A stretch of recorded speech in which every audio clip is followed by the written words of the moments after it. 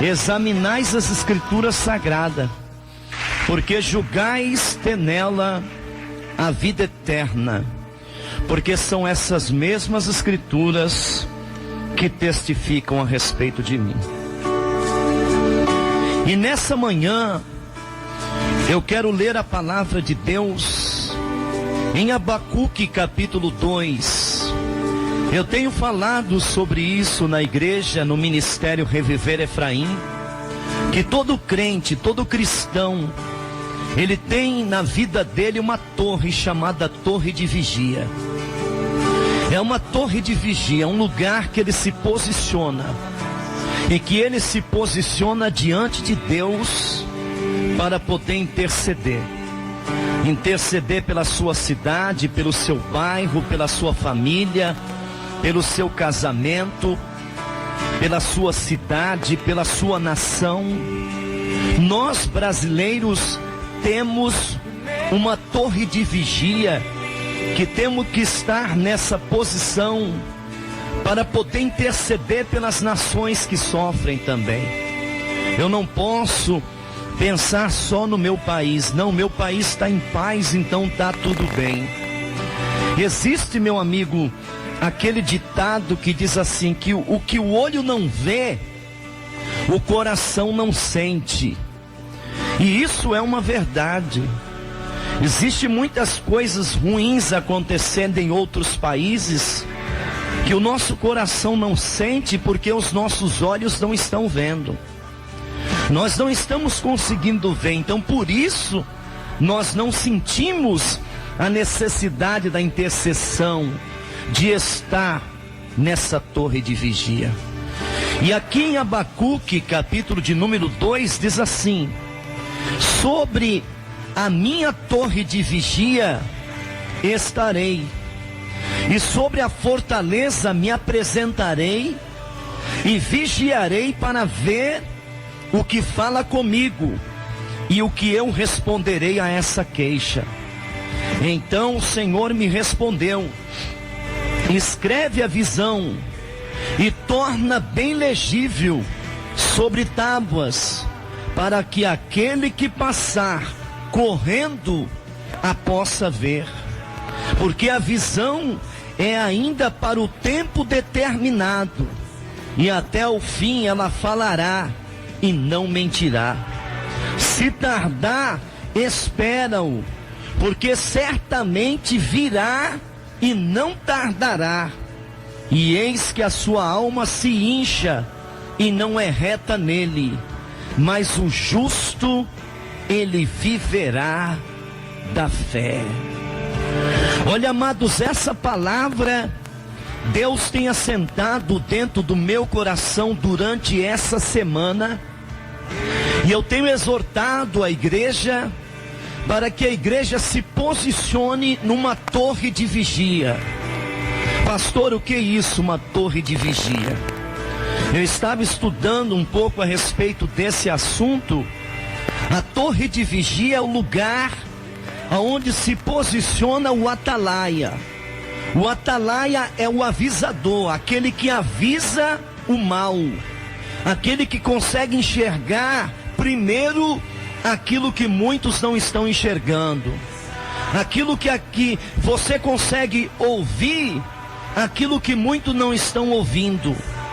Às vezes muitos não conseguem ouvir o que você ouve, muitos não conseguem ver o que você vê, muitos não conseguem entender o que você entende. Por quê? Porque você está numa dimensão elevada. Porque quando o atalaia está nessa torre chamada torre de vigia, ele está acima da cidade, ele está acima do muro. A posição dele é uma posição elevada, e por que não dizer uma posição elevada ao mundo espiritual, ao mundo onde ele pode enxergar o que outros não enxergam. E quando você enxerga, você consegue interceder, e você consegue quebrar a força desse mal. Me chama a atenção porque Abacuque, no capítulo 2, ele começa dizendo Sobre a minha torre de vigia eu estarei, e sobre a fortaleza me apresentarei e vigiarei, para ver o que ele fala comigo. Isso é muito interessante, porque ele começa dizendo que ele estaria na torre de vigia e ele estaria vigiando. Nós estamos vivendo os últimos tempos da igreja na terra, e nós precisamos nos levantar e estar na posição vigiando a cada dia, porque a qualquer momento, meus amigos, a trombeta pode tocar e a igreja do Senhor Jesus Cristo pode ser arrebatada. Você não pode estar dormindo, você não pode estar com a sua vida voltada para esse mundo e esquecendo de viver para Deus. Não esqueça, meu amigo, que a palavra de Deus diz que nos últimos dias o amor de muitos estaria esfriando. A Bíblia diz que nos últimos tempos muitas doutrinas de demônios estariam entrando dentro das igrejas. Se nós não tomarmos cuidados como líderes, se nós não nos posicionarmos como atalaias na posição da torre de vigia, o adversário tem entrado no nosso meio e quer até fazer parte do nosso povo.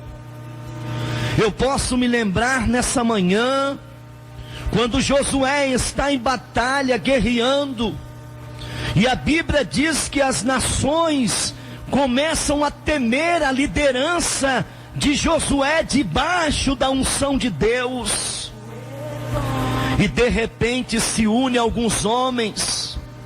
Eu não me lembro do nome do povo, mas eu sei que eles se vestem de uma roupa velha, eles colocam uma bagagem antiga, eles colocam pão embolorado, e eles começam a dizer que eram viajantes, que estavam viajando de longe, e estavam à procura do Deus de Josué.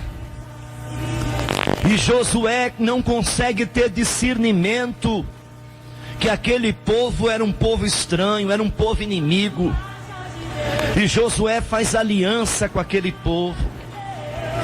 Aquele povo depois foi descoberto que eram os inimigos.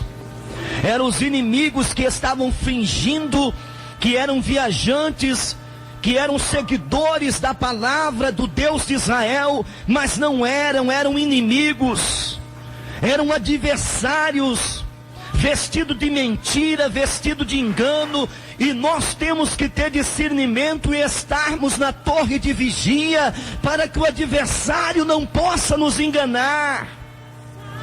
Abacuque começa dizendo no capítulo 2, sobre a minha torre de vigia eu estarei, sobre a fortaleza e eu vigiarei. Ele diz mais, eu vigiarei para ver o que o Senhor fala comigo. É muito importante que você se posicione na torre de vigia, para que você possa entender o que Deus fala com você.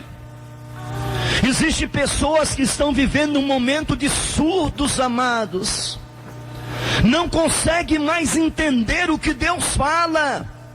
Não consegue mais compreender o chamado, a vocação de Deus. Estão com seus ouvidos tão entulhados de demônios e de coisas que os demônios estão colocando, e ela não consegue mais ter uma audição para ouvir o Espírito Santo. E Deus começa dizendo para Abacuque: olha, essa visão tem que ser escrita numa tábua. Deus dá uma visão para ele e diz para ele: essa visão tem que ser escrita numa tábua. E vou te dizer mais, Abacuque, essa visão tem que se tornar legível. Essa visão tem que se tornar legível, porque aqueles que passam correndo, eles precisam ler, e eles precisam compreender essa visão. Amado, a visão que eu digo hoje é a visão do Evangelho. É a visão da mensagem da cruz. É a visão daquele homem que morreu no Calvário por nós e levou a nossa iniquidade, o nosso pecado de condenação. E aquele que crê nele será salvo, e o que não crê será condenado. A visão do Evangelho, ela é uma visão legível, amados. Nós não podemos complicar aquilo que é tão simples de se entender. Nós não podemos dificultar aquilo que tem facilidade de se entender. Que quando você reconhece que Jesus é a tua justiça, Ele te absolve da tua culpa de condenação. Eu fico vendo, meus amigos, quantos não são aqueles que procuram fazer de tudo para dificultar o Evangelho. Quantos não são aqueles que procuram fazer de tudo para se tornar o Evangelho difícil de se compreender?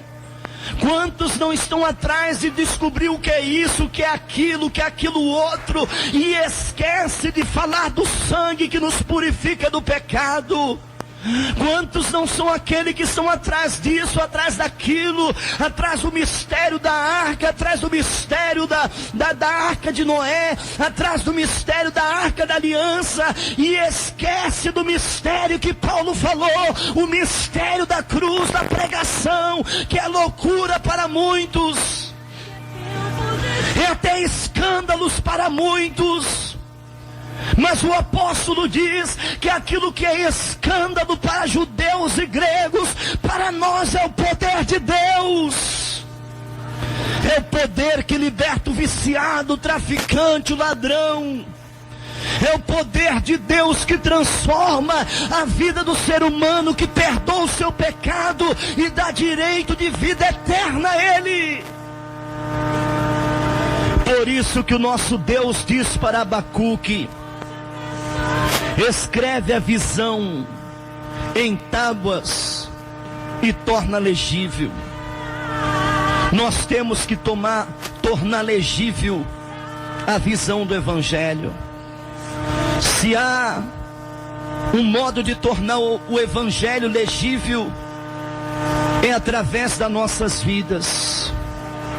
O ser humano olhar para nossas vidas e enxergar Jesus, olhar para nossa família e enxergar Jesus, olhar para o nosso casamento e enxergar Jesus, olhar para os nossos filhos e enxergar Jesus, olhar para nossas atitudes no trabalho, na faculdade, no colégio e enxergar Jesus, e se tornar legível a compreensão dessa mensagem que muitos dificultam, que muitos não conseguem entender, porque às vezes os próprios crentes começam a complicar aquilo que é tão simples.